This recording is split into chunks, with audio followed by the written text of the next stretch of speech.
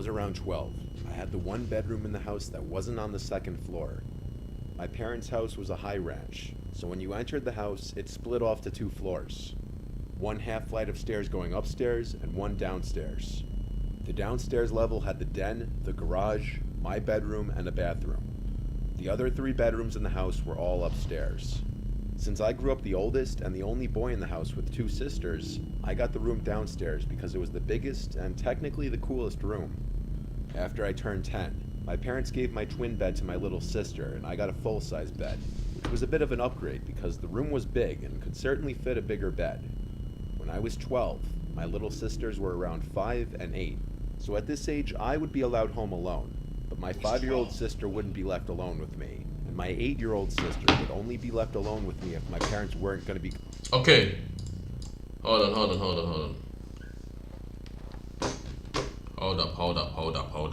Hold up. Who's here? Are you guys here, yeah? Wait, are you here, bro? I'm not gonna start until you are here. So let me know when you're here. Just drop a chat so I know what you're doing.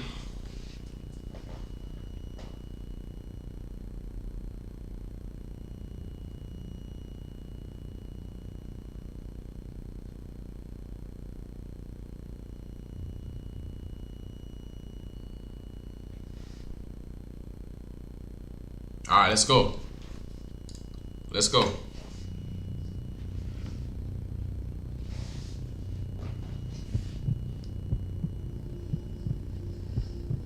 When I was around 12, I had the one bedroom in the house...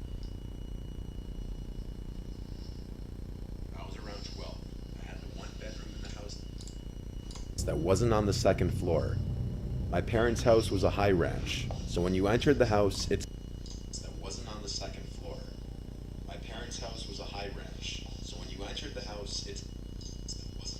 split off to two floors. One half flight of stairs going upstairs and one downstairs. The downstairs level had the den, the garage... Okay.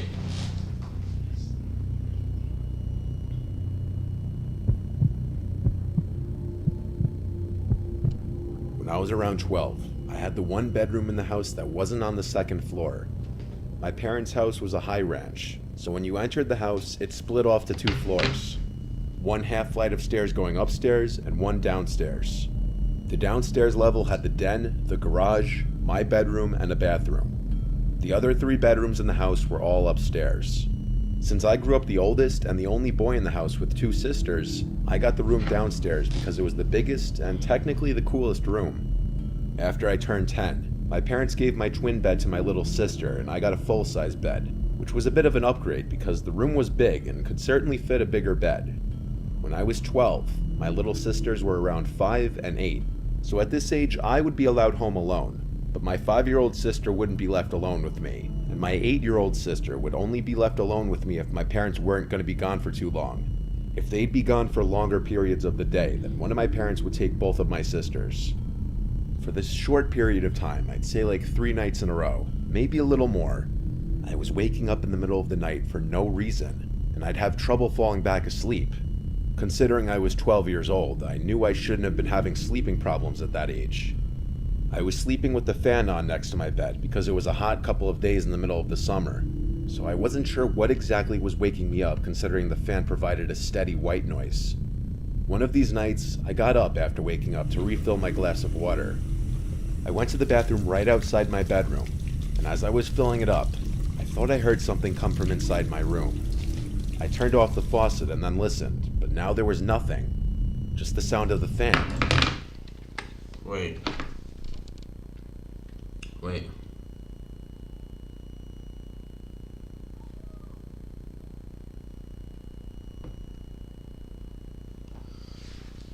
Hold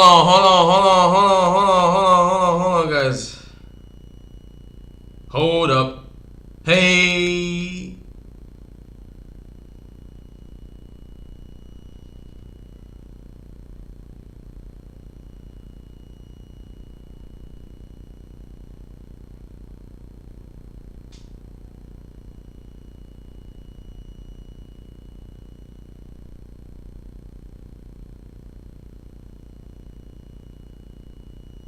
You guys need to bear with me. I just need to do something.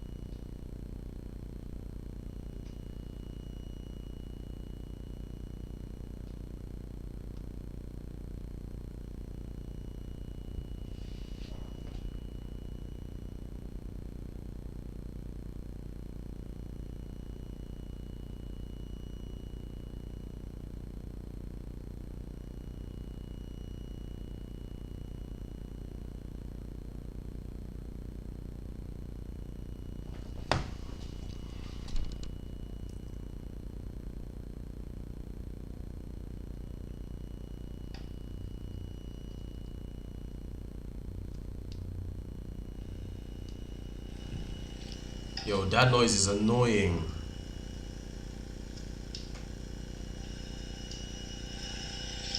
Yo, that noise is annoying. I walked to the doorway in my bedroom, and I couldn't tell what it was, but something was creeping me out about my room now. I went upstairs to the living room and decided to sleep on the couch that night. Okay. fell We're asleep starting eventually. over. We are starting Same over. night, again. Alright, let's hear it.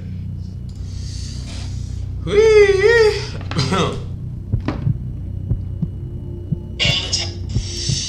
When I was around 12, I had the one bedroom in the house that wasn't on the second floor. My parents' house was a high ranch, so when you entered the house, it split off to 2 floors. One half flight of stairs going upstairs and one downstairs. The downstairs level had the den, the garage, my bedroom, and a bathroom. The other 3 bedrooms in the house were all upstairs. Since I grew up the oldest and the only boy in the house with 2 sisters, I got the room downstairs because it was the biggest and technically the coolest room. After I turned 10, my parents gave my twin bed to my little sister and I got a full-size bed, which was a bit of an upgrade because the room was big and could certainly fit a bigger bed.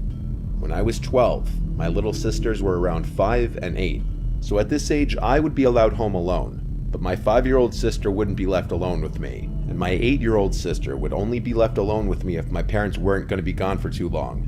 If they'd be gone for longer periods of the day, then one of my parents would take both of my sisters. For this short period of time, I'd say like 3 nights in a row, maybe a little more, I was waking up in the middle of the night for no reason, and I'd have trouble falling back asleep. Considering I was 12 years old, I knew I shouldn't have been having sleeping problems at that age. I was sleeping with the fan on next to my bed because it was a hot couple of days in the middle of the summer, so I wasn't sure what exactly was waking me up considering the fan provided a steady white noise. One of these nights, I got up after waking up to refill my glass of water. I went to the bathroom right outside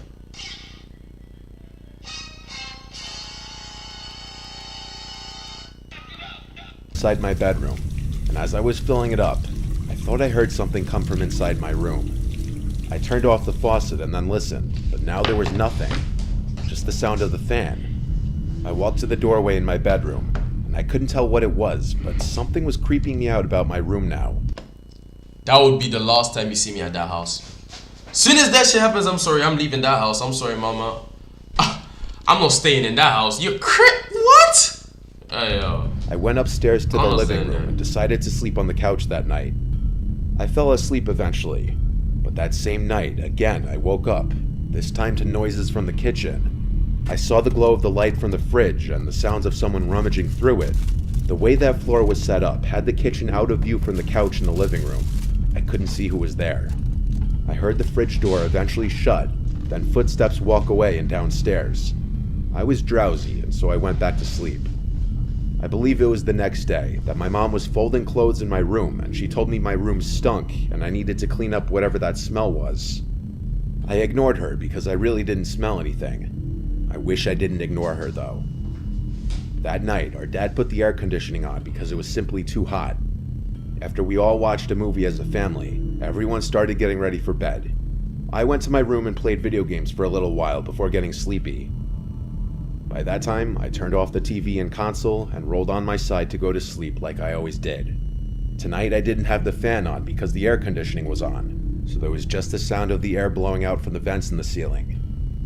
I fell asleep, but once again I woke up not long after. I didn't know what the sound I heard was. All I heard was the vent fan blowing air. Then, when it stopped blowing air, the room was silent, and I heard something. Breathing. But it wasn't my breathing, though. I looked around the room. The closet door was shut, so there was no way it was coming from there. Part of my childlike innocence assumed it was my younger sister playing a prank. I got on the floor and looked the one place I could think to look. Under the bed. I lifted the little piece of cloth that dangles at the bottom of the bed, and there was a very large person laying underneath my bed on a pile of blankets. Their head was facing me, but their eyes were closed. I fell backwards and basically crab walked out of the room screaming, "Dad!" I heard my parents' door swing open and my parents yelling in concern. I pointed into my room and said, "Under the bed," and my dad went and pulled out this very large, dirty-looking man. I remember my dad quite easily physically forcing the man outside as my mom called 911. I'm sure he went to jail for a while. Or maybe not, because he was homeless, who knows. This did a lot of mental damage to me where I didn't even want to sleep in my own room anymore, or let alone in that house. I had to sleep in the middle of my parents for a while. Then my dad installed security cameras all over the house. We threw out everything that was opened in the fridge because we had no idea what he put his mouth on in there. The fear of someone being under my bed stayed with me for a long time, years to come. We don't even know how long he was hiding under my bed. It could have been a few days. The smell... Look, man. That was a homeless man. Y'all should have helped his ass. First of all, they should have helped him.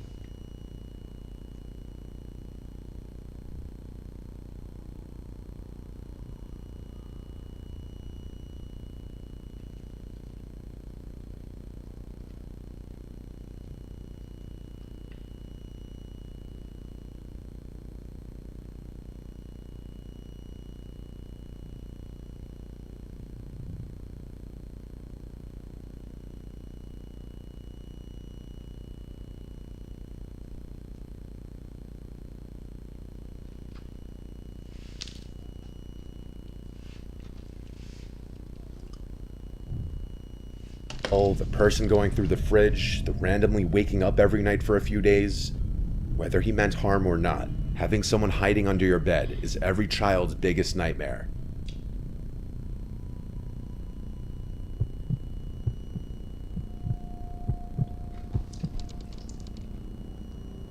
This story is from my great-grandfather, who is currently at the ripe old age of 101. He's told this story at family gatherings for years. He's from the city of Yaroslavl. He's told this story at family gatherings for years. He's from the city of Yaroslavl. He's told this story at family gatherings for years. He's from the city of Yaroslavl. He's told this story at family gatherings for years. He's from the city of Yaroslavl. Russia. I guess it was the Soviet Union when he was born there. Being from the USSR, of course he served under the Soviet Union during... Russia. I guess it was the Soviet Union when he was born there. Being from the USSR, of course he served under the Soviet Union during... Russia. I guess it was the Soviet Union when he was born there. During World War II, then fleeing to the United States a few years after to escape communism. He told me this story again recently. It happened not long after the Battle of Veliki Luki, which wasn't a major battle of the war, but it still ended up in a large amount of Soviet and German bloodshed, as most battles at the time did. It was the evening, and according to my great-grandfather, it was very cold that night, like hellish cold. They were in a small house/building that was one of the few with no damage to it, which made it nice because it was warm. Him and his comrades were celebrating with drinks, songs, laughing, and joking, what you could imagine a celebration would look like. At some point in the evening, Two fellow soldiers walked into the building. My great-grandfather and his friend Sergei didn't care for these two. It was apparently because they were loudmouths and were just unpleasant guys. Sergei asked my great-grandfather if he wanted to go out and have a smoke. He agreed, and the two put on their heavy coats and walked out into the freezing cold air. My great-grandfather pulled out a cigarette, as did Sergei, and then he lit both of their cigarettes. They were talking for a while, both enjoying their cigarette and basking in the glory that came along with winning the battle that had been going on for about 2 months. After my great-grandfather finished his cigarette, they were both about to go back inside when they heard what sounded like a man scream from the woods in the distance. Fearing that it was the scream from one of their comrades, possibly being attacked by a patrol of pissed-off Germans, they went back inside quickly and grabbed their guns. Because of the fact that there might be armed Germans, they got a bunch more of their fellow soldiers to run into the woods with them. My great-grandpa mentioned that as he got deeper into the woods, he started to get a weird feeling, like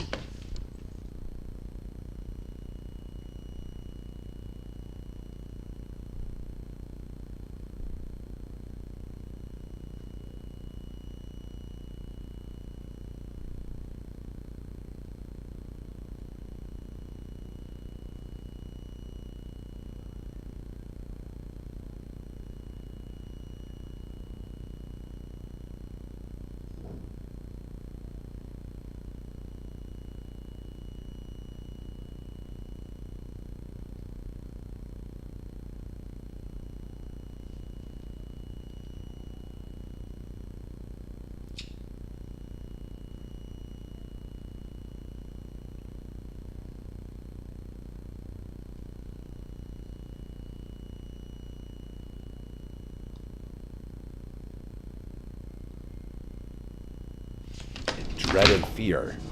When they couldn't hear screaming anymore, my great-grandpa suggested that they all split into duos and search for whoever it was. Sergei went with him, while the others went off in their own duos. After about 2 minutes of walking through the dark, cold woodlands, my great-grandpa said that he could hear faint crying, like someone was in pain. I'm not gonna lie, guys. I don't care about people's lives too much.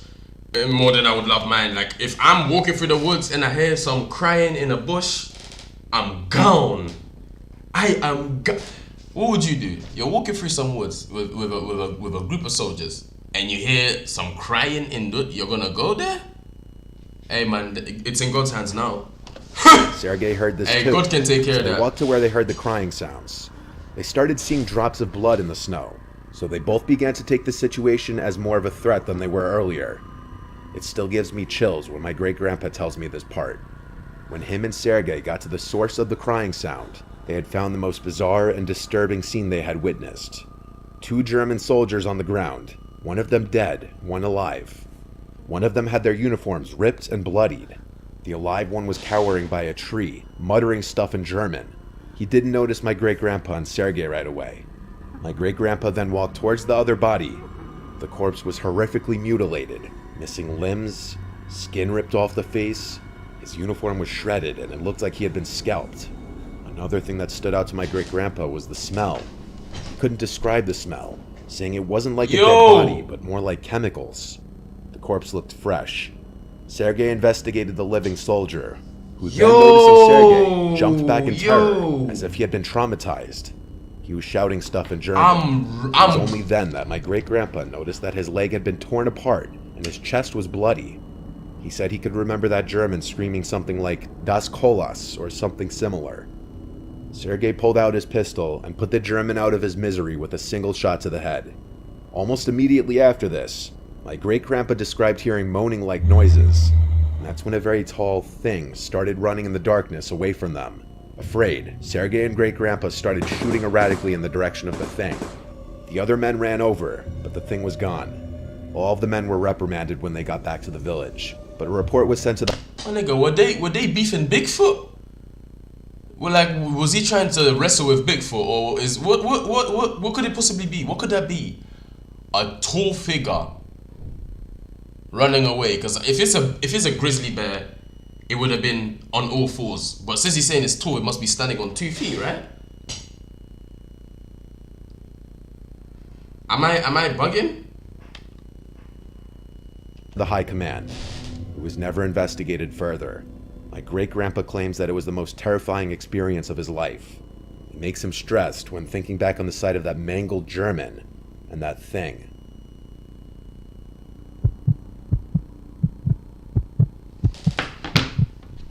Okay, that was This happened crazy. when my fiancée Morgan and I just moved into our house together in a quiet little town. We still live in this house. It's a modest, cute little house, perfect for us and a couple of kids if and when we decide to have. We met one of the neighbors right off the bat. They seemed nice. They were an older couple in their late 60s. The neighbors on the other side were pretty far away, so we didn't meet them for a while. We were still in the unpacking and furnishing phase. It might have been week 2 of living in the house.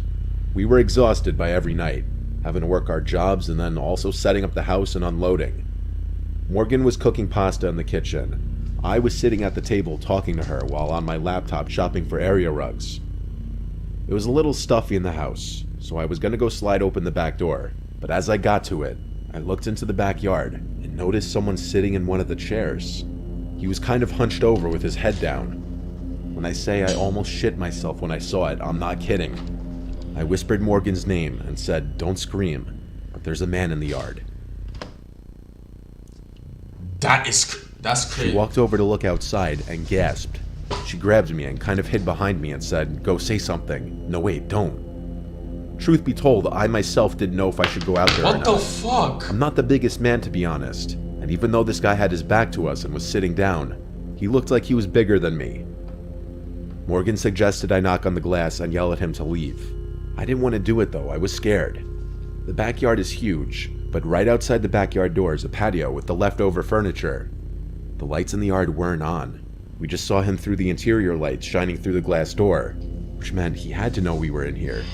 I said fuck it, knocked on the glass and yelled, "Hey, you need to get off our property." The man turned around and looked at me. He then got up with this half smile, almost like he was laughing.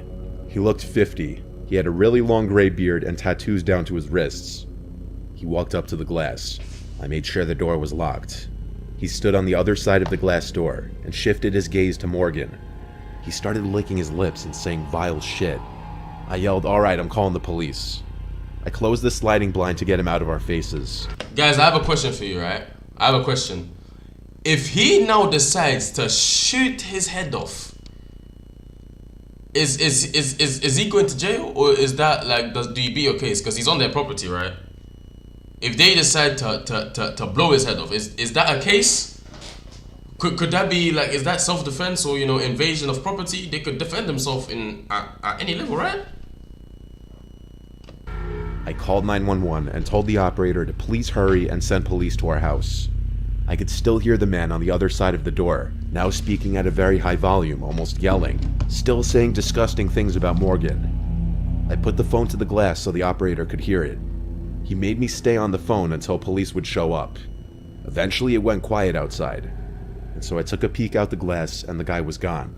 Still, I couldn't wait for police to arrive. And when they did, they searched the backyard, took a police report, and left. We thought it was over. But later on that night, when we were in the living room watching TV, we both agreed we heard something from outside in the yard. I went over to the window and kinked the blind, just enough to see that man outside again. He had a cigarette in his hand. He was talking to himself, or trying to talk to us, facing the house. He noticed the kink in the blinds, because he ran over to the window. I jumped back, and he started pounding on the window, saying all these awful, sick things he wanted to do to Morgan. I told her to go upstairs. I didn't want her to hear this anymore. I yelled, "I'm gonna call the police again," and then the pounding stopped, and he went silent. I waited a few seconds before kinking the blind again, and he was gone. I went upstairs to go comfort Morgan, who was visibly shaken.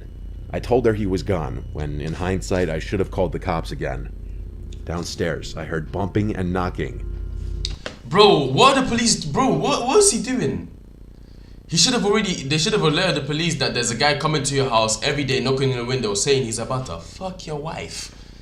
He's quite simply just knocking on your window every single day to remind you that he wants to hit your wife from the back, and you haven't called the police. It's like, so what is it gonna take for the police to say they want to take action? Like, what does it take, guys? I don't understand what he's doing, bro. Call the feds. What the fuck? I went halfway down the stairs. Wow, I heard bro. bumps on the back door, and the doorknob It don't make twisting and sense. turning. He was trying to get into the house.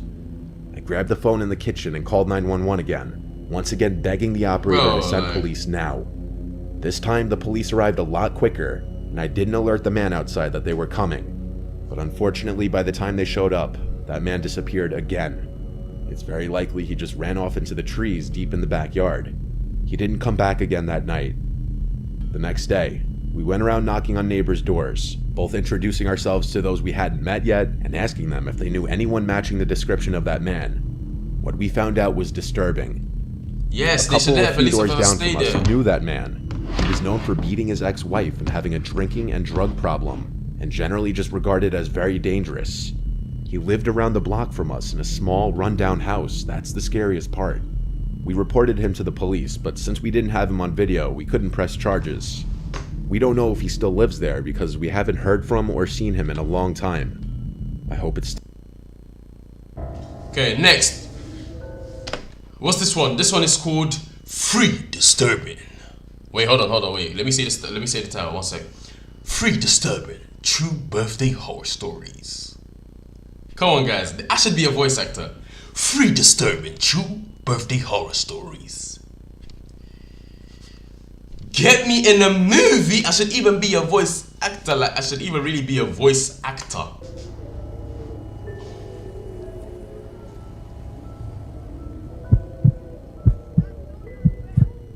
They should let a police officer stay there. I'm not a big birthday celebrator.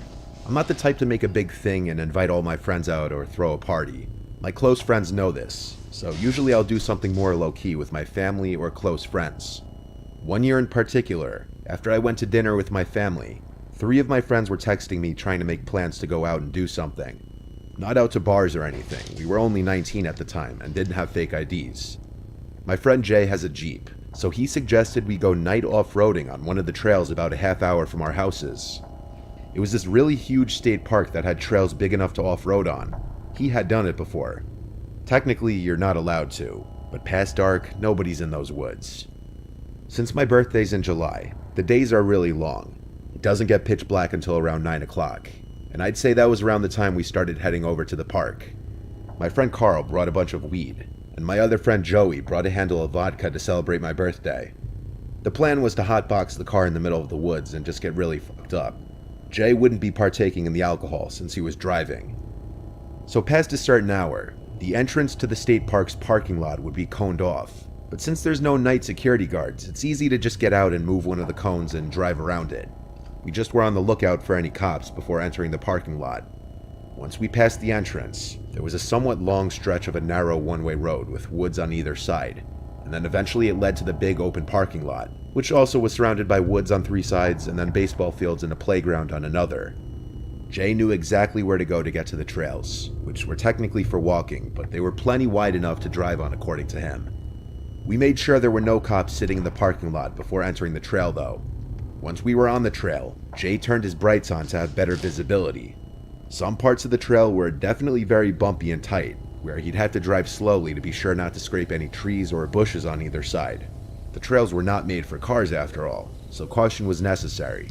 But it was definitely fun at first, where the trail would open up, where there would be drops. The bumpiness of the ride made it fun, almost like an amusement park ride. Carl lit up the joint he rolled and started passing it around. When we were deep enough into the trails, Jay stopped the engine and turned off the headlights. We sat in the car with the music playing and the bottle being passed around.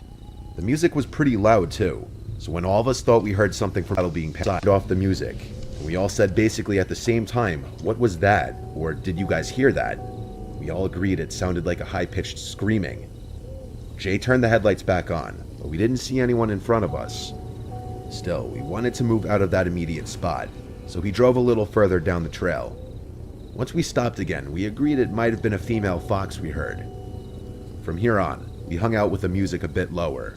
We were just chilling making mixed drinks. At one point, my friends all sang me happy birthday really loudly as a joke. Eventually I had to go pee, so I just got out of the car and took a few steps off the trail into the woods. Midstream, I heard what I swore were footsteps nearby. I cut it short and went back into the car, telling my friends I heard footsteps. Jay turned on his headlights again, and he and I being in the front seats were the first ones to scream when we saw somebody standing about 10 feet in front of the car on the side of the trail. It was a woman with her hood up. We expected her to do something, but she just stood there. Jay rolled down his window and asked, "You all right?" The woman then backed slowly into the woods until she was out of sight. It was at this moment that Carl, in the back, somehow while... I'm running her over. I'm running her over, bro. I'm running you over. I'm sorry. I don't take chances, bro. I'm driving in the woods, in the middle of the woods. A lady is standing there, just looking at me. I'm running you over. One of us has to stay alive, and it's gonna be me. I'm not gonna get out my car and ask what's. I'm running you over. Zonked out of his mind. I'm It was running you something over. horrifying. I still remember the moment he said, "Guys, we're surrounded." And all of us started looking around in the woods. And there had to be at least 3 other people dressed in sweaters with the hoods up on different sides of the car, all looking at the car though. Mind you, this was not a cold night. It was the middle of July. They were all standing right off the trail in the woods. Carl in the back seat screamed, causing us to turn around and see a man standing right outside the back windshield looking in. The red glow from the taillights created this creepy red glow in the guy's deadpan expression. I screamed, "Get us out of here, just go." And Jay listened. He put the car in drive and went as fast as he possibly could over the various rocks and bumps in the trail. We were all freaking out, and the way off that trail took way too long. But when we finally reached the pavement again through another exit of the dirt trails, I know we were all relieved. Jay, the most sober out of all of us, told the rest of us who were either drunk or really high that we're going straight home. We've thought about whether those people were just a group of young adults hanging out deep in the woods like we were, but it wouldn't explain all of them just creepily staring at us, standing still. Nor would it explain one of them standing directly outside the back windshield looking what inside the the car, hell is or the that, fact that they bro? were all wearing hoodies on a summer night. We also realized that scream-type noise we heard most likely wasn't a fox after all, and probably had something to do with them. Either way, off-roading in those woods at nighttime was never an idea we floated again. The fuck are they? What did you? Ugh. Yeah, this is why I don't participate in these activities. I don't randomly go to the woods, bro. This is why if we go on a lad's holiday, we can go to a little, water park. Let's go swim. Let's go to the beach, lads. Let's have a barbecue on the beach. I'm not gonna go to the woods in the middle of the night for my birthday. Why would you do that? Guys watching this, would you guys go to the woods in the middle of the night for your birthday? They were just as creepy as the people that were staring at them were probably just as confused. Why the fuck are you niggas in the woods at this time? What are you doing in the woods? What are you doing in the woods? I'll never forget my little sister's 5th birthday, but not for a positive reason. It was at a tea room type place that did princess parties for kids' birthdays. I didn't want to participate in any of the activities or princess interactions since I was worried about people thinking I was a baby, like a typical tough 6th grader. Instead, I was playing on my DS in a chair in the hallway when a random woman approached me and asked, "Hey, you're Gloria's kid, right?" Gloria is my mom's name, so I told her, "Yeah." This lady tells me that she's my Aunt Sarah and that I was probably too little to remember the last time we saw each other. She started talking about how big I had gotten and asked how I was doing in school. I was pretty used to these kinds of interactions with relatives, so I didn't question it at all and gave the usual answers. Sarah then told me that she brought a large dollhouse as a birthday present and needed help carrying it out of her car. She told me that she also had brought another cake and offered me the first slice if I helped her. I was almost 12, so I was taught about creeps and the fact that this was an almost textbook kidnapping scenario. But like I said, these kinds of interactions were super common in my family. I also admit that I made the mistake of trusting Sarah more because she was a woman, so I agreed to help and followed Sarah out the back door. The car wasn't parked. It was still running with a man in the driver's seat. Sarah could tell that the man being there made me suspicious, so she quickly told me that was my Uncle Dennis and started urging me to hurry with the dollhouse before the cake frosting melted. I got a bad gut feeling. Why hadn't she asked Dennis to help her carry the dollhouse in? And why did they keep the car running when there was plenty of empty spots to park in? I stood where I was and refused to move. Hey, that is very Sarah's smart. tone That is became very much smart for a 12-year-old. I'm not gonna lie. When I was 12, I would have been kidnapped. If I was 12, I would have been kidnapped. I would have been kidnapped. I'm sorry. He's clever. If that was me, hold on. If that was me, I would have been kidnapped. That's it. That would have been my life gone. I would have been kidnapped. Less He's very friendly. clever. She was now commanding me to come to the car. Sarah tried to tug my jacket sleeve, but I swatted her hand away and yelled at her to stop. She looked furious, and for a second I thought Dennis was about to step out of the car. Thankfully, we all heard my mom and aunt loudly yelling my name. Sarah jumped in the car, and she and Dennis both took off. I ran through the back door and met my mom and aunt halfway inside. I immediately told them what happened. My mom hugged me and told me she was so sorry and that everything would be okay, while my aunt told the tea room workers. They basically put the tea room into lockdown and had all the kids gather in one room to make sure no one else had gone missing. Thankfully, no one had. The police eventually came to speak to me about what had happened. I told them as much as I could about Sarah and Dennis. The police officers I spoke to promised me that they would get back to me and my mom if they found out anything new, but we never heard anything back from the police about Sarah or Dennis, or whatever their real names were. As far as we know, they've never been caught. I still have no idea how Sarah knew my mom's name. I just try to be grateful that I'm okay and avoid thinking about what would have happened to me if I hadn't listened to my gut and had followed Sarah to the trunk of her car.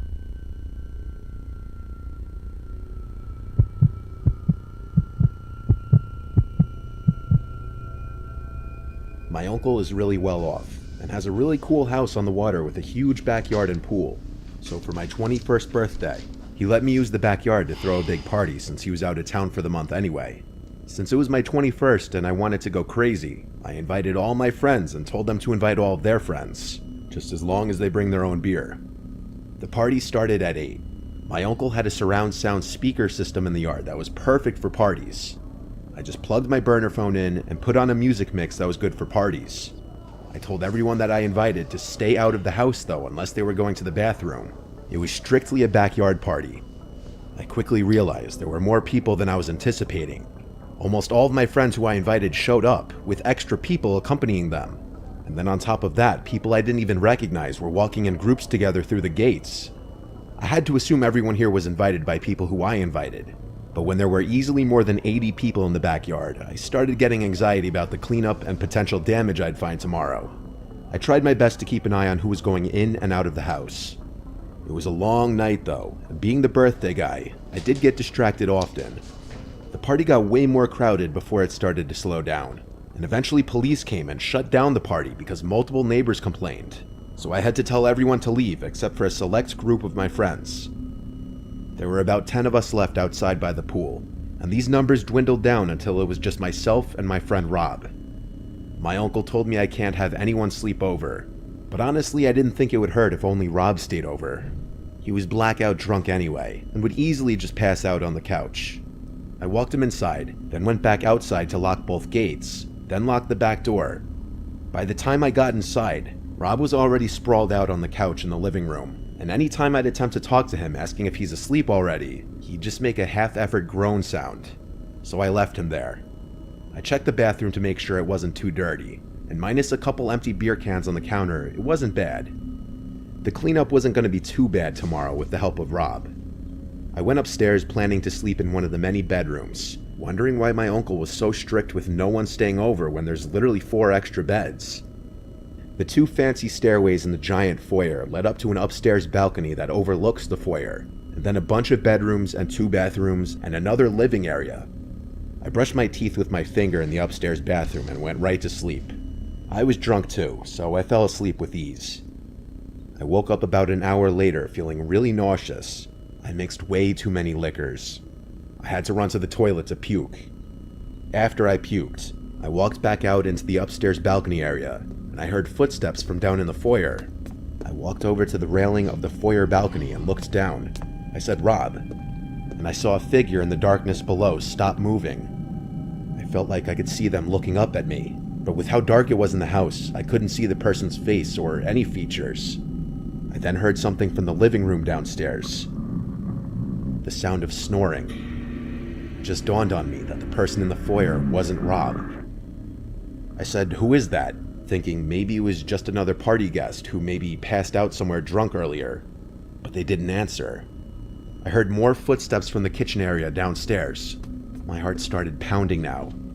I said, "I'm going back to sleep," pretending like I thought they were just party guests, when in reality I was going back to the bedroom to lock the door and call 911 right away. But then I remembered Rob was down there. I had to try to warn him. I called his number and someone picked up. Before saying anything, I said Rob at least 3 times. All I heard was breathing on the other end. I hung up the phone and dialed 911 now, and while on the phone and whispering to the 911 operator, the doorknob to the door twisted around, and then there was a light knock on the door. I asked the operator in a whisper if I should say, My food is here. I'll be back.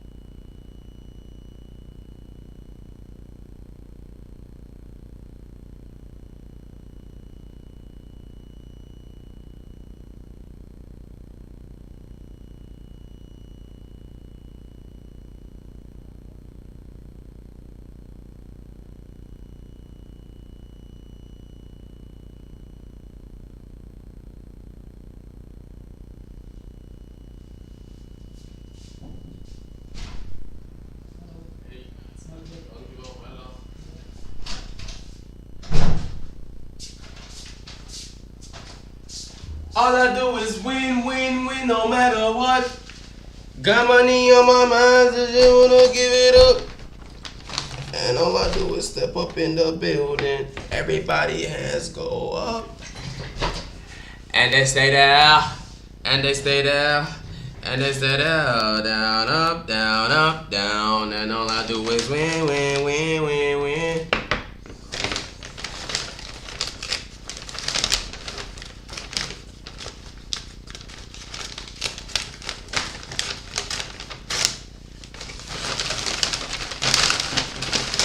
And they say that,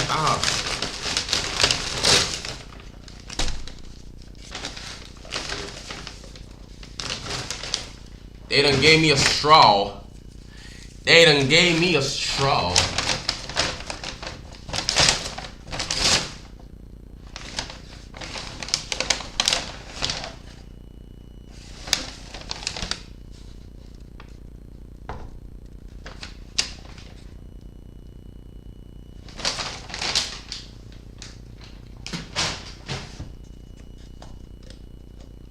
It could have been worse. Could have been worse.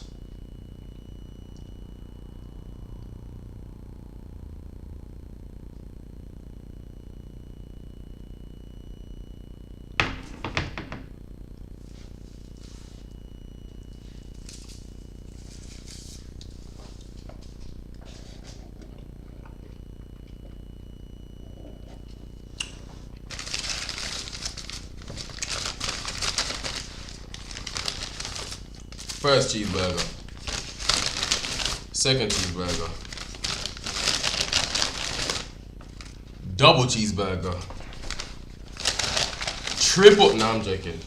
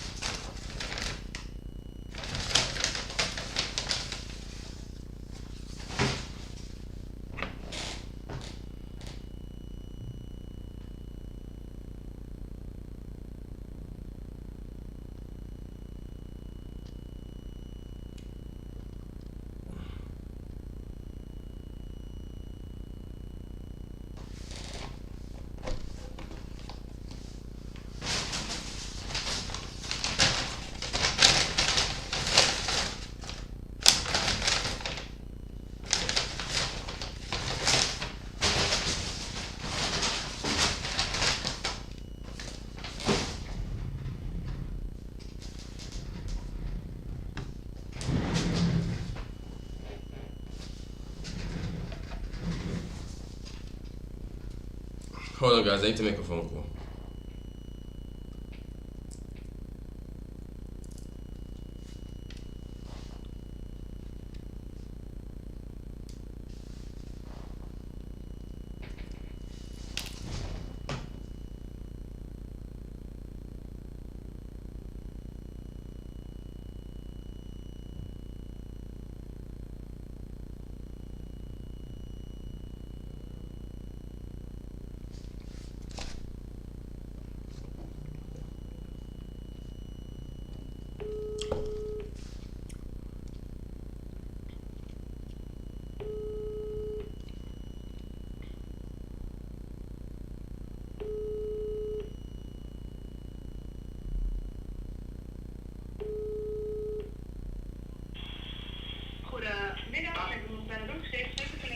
Goedemiddag, ik heb eten besteld, maar ik heb geen frietsaus gekregen.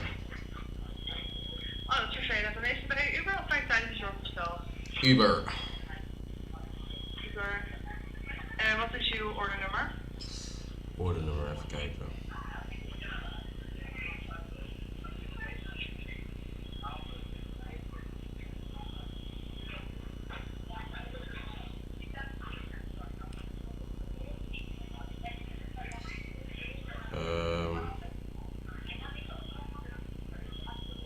Ja, even kijken. Ordernummer.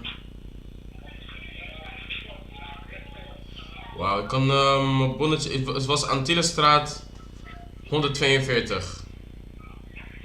Nee, ik zie hier alleen helaas nummertjes voor me. Order 3. Oké, 6. Nee, ik heb hem 36 BB7.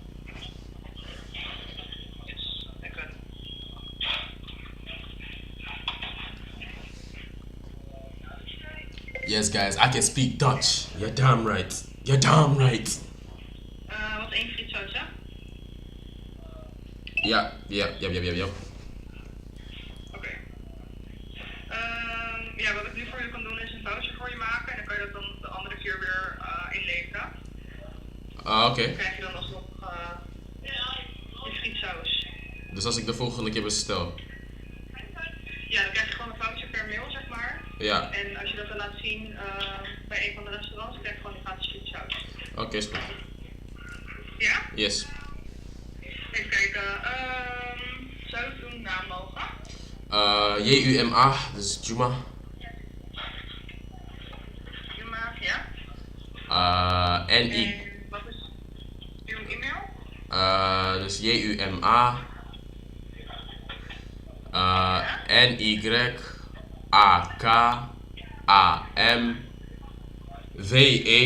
Dus Willem Edwards. Willem Edwards. 04 @gmail.com.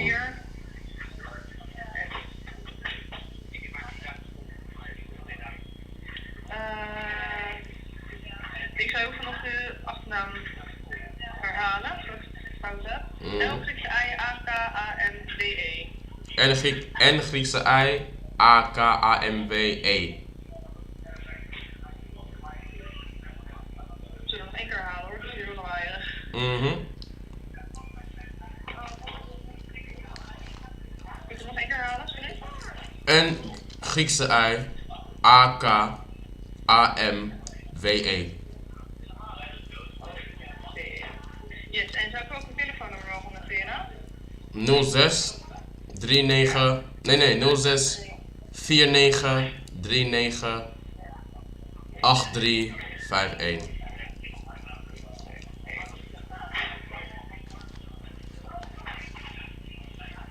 Even kijken, yes. En dan één frietsaus.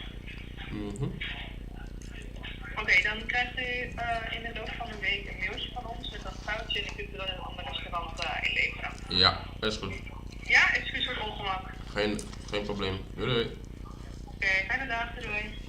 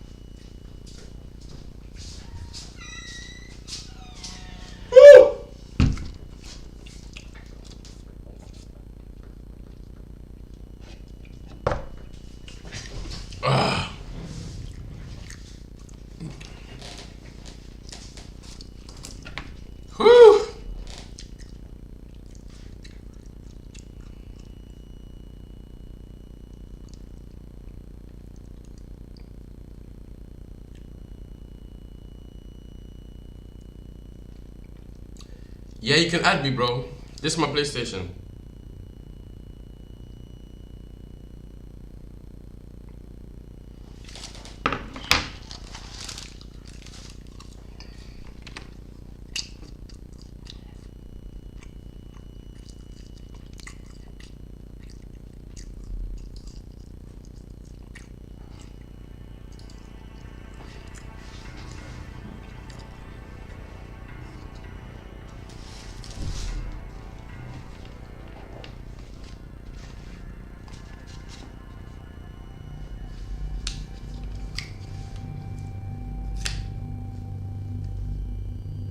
It was my first year of university. I had just finished unpacking all of my stuff into my room, and my family had just left. Later on that same day, my roommate finally arrived, and right from the get-go, I knew this kid was the most socially inept person I'd ever met. I introduced myself as Dan, sticking out my arm for a handshake. He paused, looked down at my arm as if he didn't understand at first, then laughed and went, "Oh," and gave me an almost dead fish handshake. I had to ask him for his name since he didn't even tell me when we shook hands. He was Dale. I tried to make small talk, but he just answered my questions with yes or no's, occasionally awkwardly laughing or smiling. Within minutes, we were both just sitting on our beds, on our laptops, not talking to each other. I was upset and planned on requesting to be placed with a different roommate. Anyone would be better than Dale. I thought Dale was just a really awkward kid, but I soon learned he was much more than just that. I met some of the other kids on my floor, and they seemed cool, so that was good. I came back to my dorm after looking around campus the first night to find Dale still in the same position he was in when I left. I said, "What's up, Dale?" And he didn't answer. Not to my surprise. It was 9:30, I didn't have anything to do, so I turned out the lamp on my side of the room and went to bed. I didn't actually fall asleep anytime soon, though. Dale was on his laptop until 3 in the morning. When he finally closed his laptop, I fell asleep pretty quickly, but I woke up within the hour. The blinds to our room had been opened, and the moonlight now creeping into the room made everything visible, including Dale sitting on the side of his bed, looking at me. I sat up, rubbed my eyes, and said, "Dale, what the hell are you doing?" He whispered back, "Sorry," and laid down. Hey, yo, what The is next going morning, I on? woke up to find Dale had already gotten up. I felt like it was the first time he left the room. It was a Saturday. The first Saturday of the year, meaning orientation and all the campus festivities. During the orientation, as my group was walking by the school gardens, I heard a couple of students ahead of me saying, "What is that kid doing in there?" I saw who they were talking about. It was Dale, literally sitting in the dirt behind a patch of bushes, rubbing the bark of a tree with his hand. The orientation leader didn't notice, otherwise I'm sure she would have said something. I just walked by not saying anything, eventually telling the two kids I overheard that he was my roommate as a way to start a conversation and maybe make some friends. They apologized for me. None of us really knew if it was appropriate to laugh or not, but we did. I made friends with those two kids, and we made plans to get together that night. I also learned when I got back to my dorm that the school found another roommate for me. Things seemed to be turning around quickly for the better. I left the room that night to go meet up with the two kids I met, and when I got back, Dale was sitting on the desk chair facing the door. I said, "Oh, hey, what's up?" He said nothing, very matter-of-factly. I sat down on my bed and opened my laptop, and realized I forgot to lock it. I also realized that all of my emails had been opened. Whew, guys, I need to go get me some ketchup. I'll be back.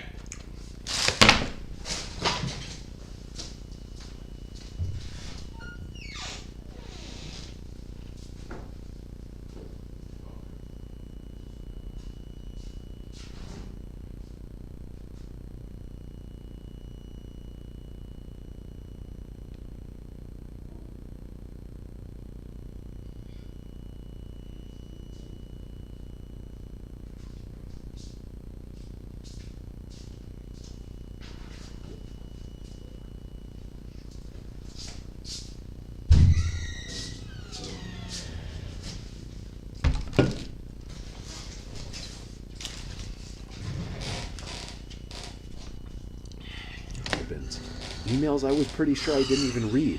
Thank And you a guys bunch for of folders waiting. of mine had been opened. Dale must have snooped through my laptop. When I asked him if he did, he responded no very loudly, half a second after I even finished my question. I could read him like a book. This creepy kid was literally going through my computer when I was out. I knew he did it, but I didn't pursue it. I was ready to go to bed, so as I went into my bed to look for my pajamas, I felt like my clothing had all been moved around as well. I knew I'd be out of there forever by tomorrow, so I didn't say anything.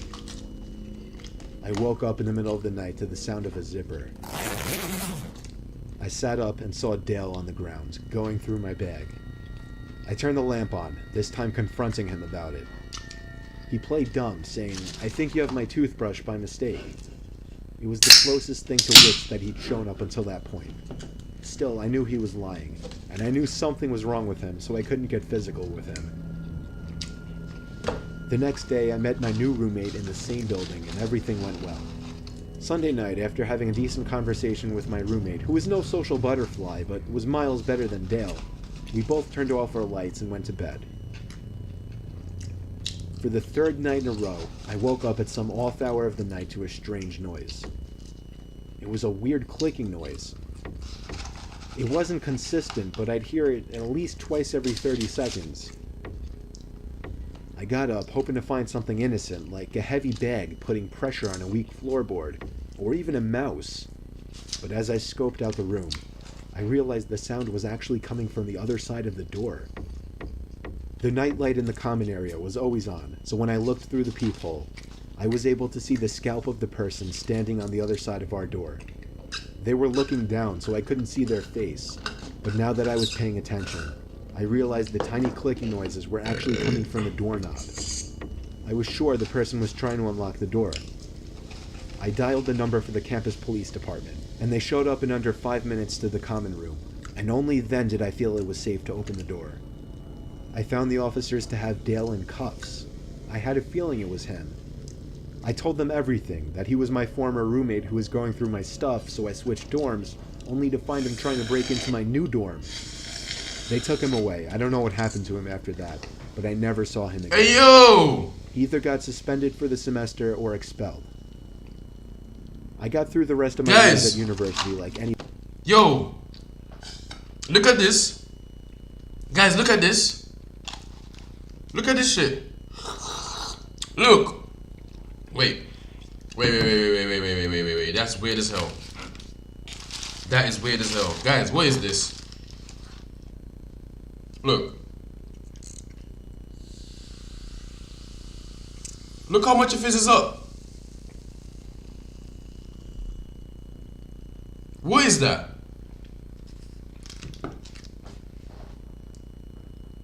Why does it get fizzy every time I put the straw in there?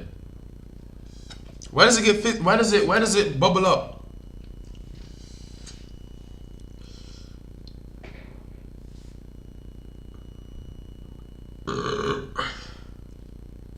Like what?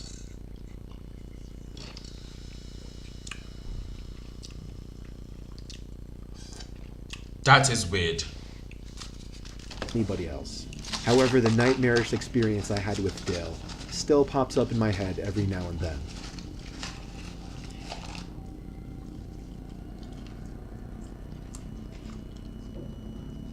I went to Binghamton University for 2 years.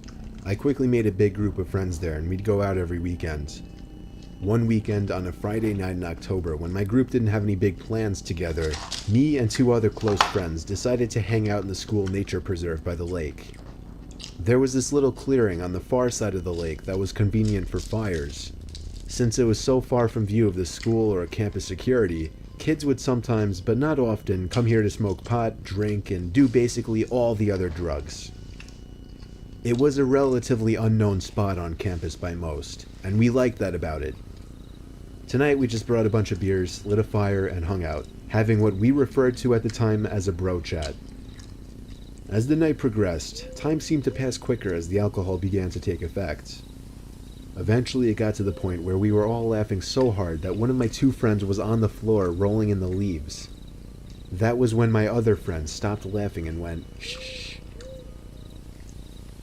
we all perked up and listened, and heard the crunching of leaves and branches in the distance.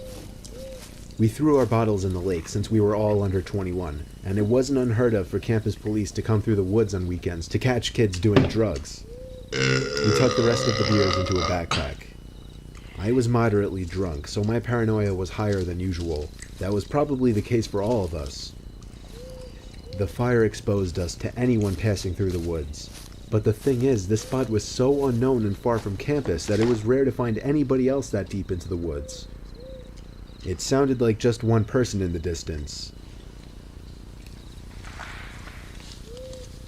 The sound of a tree branch snapping not too far away freaked all of us out. None of us were really the confrontational ones from our group, so we were lacking that one person who would have the confidence to stand up and yell out to whoever was out there. Instead, we all just sat in silence, shushing each other. We heard what seemed to be somebody or something circling us, or at least walking around in a C shape around our little campsite. It literally started to feel like we were in the movie The Blair Witch Project, because these sounds in the near distance, like cracking tree branches and leaves crunching on the ground, kept echoing over to our campsite. We laughed about it at first, but I personally soon became terrified of who or what it could be. Out of the blue, a huge thud made all three of us jump. At first I didn't understand, even though I saw what caused the sound. It took me a few seconds to digest the fact that a branch had been thrown into the center of our little fire site.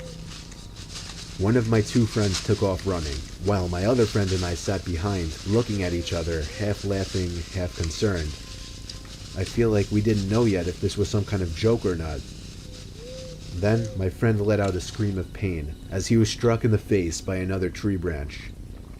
I grabbed the backpack, helped my friend up off the floor, and we hauled ass back in the direction of our dorm. When we made it to the road separating the nature preserve from our dorm, we stopped to catch our breath. But whoever was out there proved to be following us when we heard footsteps coming closer to the road. We continued to run back to the dorm, and when we got back to our floor, we found our other friend in his room already. We looked out of his room window down to the woods.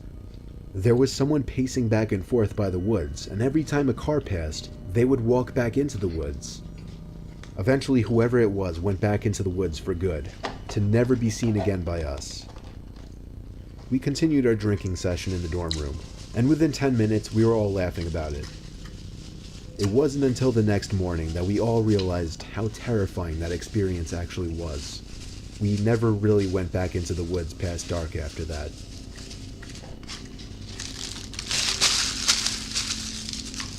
The woods is not a place to be. This Did you never be in the during woods? The first week of school, my freshman year at the University of Iowa. I was just starting to get comfortable with my roommate. He was dedicated to the idea of rushing. You don't go to the fraternity, woods, bro. And rush week was starting the next week, but the parties were starting Thursday of the first week. My roommate didn't want to go alone because it would be harder to meet people that way, so he wanted me to go. I happily agreed to go with him. Even though I had no interest in rushing a fraternity, I still had intentions to go to parties. After all, I was attending a party school. My roommate wanted to go to one frat party on Thursday, and then parties at different frat houses on Friday and Saturday. On this Thursday night, we were headed to perhaps one of the lowest ranked frats. I'm pretty sure it was an underground one too. But his logic in attending was to have a backup frat in case the higher ones wouldn't give him a bid. The frat house was really far from campus, in a much more slummy downtown area. We pulled up to a corner house, and if it weren't for the blasting music and cars parked everywhere, we would never picture this house as a frat house. It literally looked like they settled with the first house they found. We knocked on the door to immediately be greeted by some short, chubby guy in a white t-shirt holding a Solo cup. His shirt had sweat stains by his armpits and mid-belly area. He told us to come right in. The party itself was in a horribly dimly lit room, with probably 50 guys bunched up into the living room. It was hot as hell in there to make it even worse. I think I saw maybe 2 girls at the entire party, neither of them even close to attractive. I gave the party a good 20 minutes, talking with one overweight foreigner after another, all giving off antisocial vibes. Eventually I waved for my roommate to get ready to leave, but a huge group of guys by the door made us decide to wait a little longer to avoid the awkwardness of leaving early. I continued to drink the cheap beers they were serving. I think I downed 5 cups before I could even feel the buzz. A heavy guy approached me with a tiny bottle in his hand and handed it to me, smirking and saying, "That'll get you shit-faced." I fake laughed and thanked him, expecting him to go away, but he just watched me as if he were waiting for me to drink it. So, I did. It was maybe 2 shots worth of some kind of hard liquor. The guy then started making conversation with me, and every time I hinted that I was trying to get away, he would try to pull me further into this otherwise one-sided conversation. Things started to get really blurry pretty soon. I remember feeling dizzy all of a sudden, and the room seemed to be getting darker. That was the last thing I remember before waking up in a dark room, laying in a bed. I could hear the sound of music muffled behind closed doors, so I knew I was still in the frat house.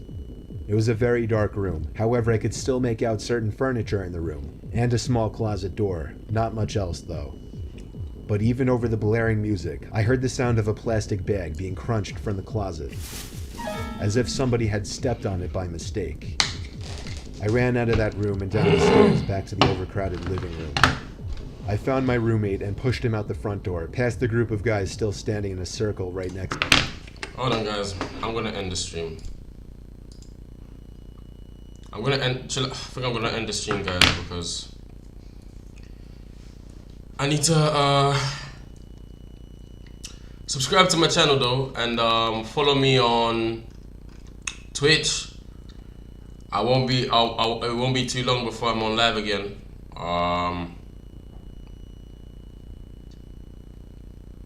Yeah, you know.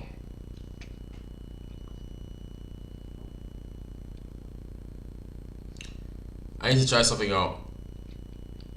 Okay?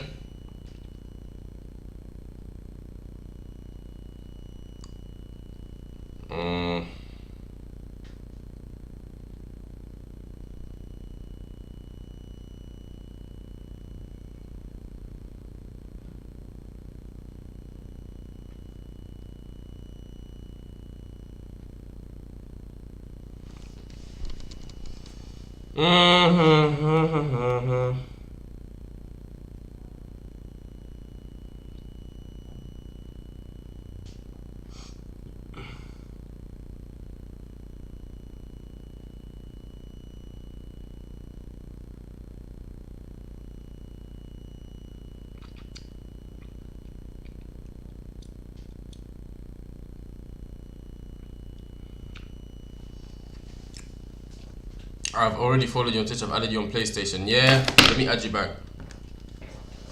Let me add you back. Let me add you back. 1 second. I'm gonna add you back.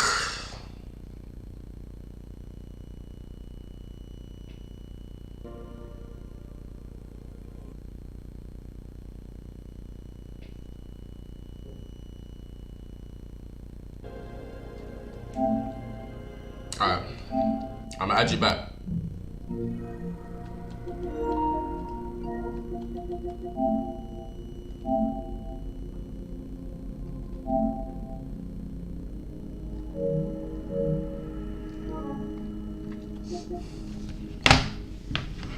Appreciate you, boy.